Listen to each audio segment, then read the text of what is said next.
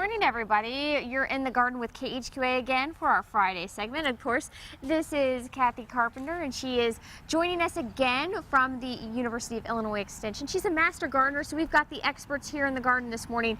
This morning, we're also talking about weed control, which if you've stepped outside of your door into your garden, you probably noticed that the weeds are taking over in a big way.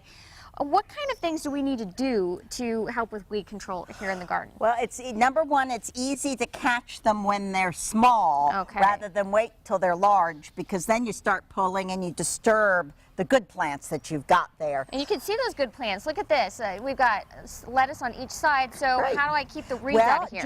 Just run your hoe in between the rows there.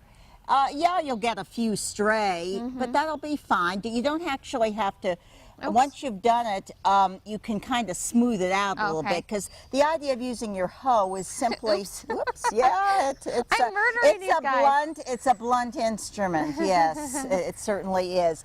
It sometimes is hard to tell the weeds from the good plants, at least until you get more familiar with them. That's probably why it's important to keep them in rows, correct? Yeah, indeed.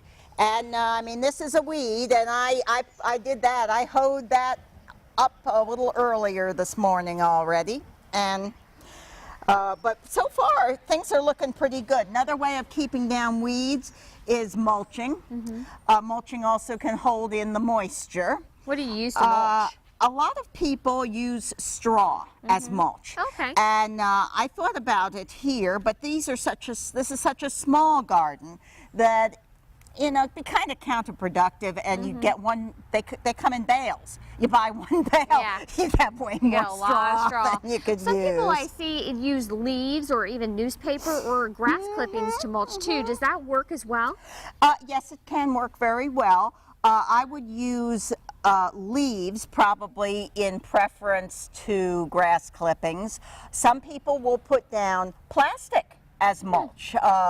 Usually, though, that requires, that's good for the bigger plants like tomatoes or broccoli, but for these small ones, you really couldn't use a plastic mulch for them. The newspaper works pretty well too. The problem with some of these mulches is they're sort of unsightly, and if people like their garden to look more like a garden and less like a garbage dump, you don't want to. But it's effective. People, it's effective.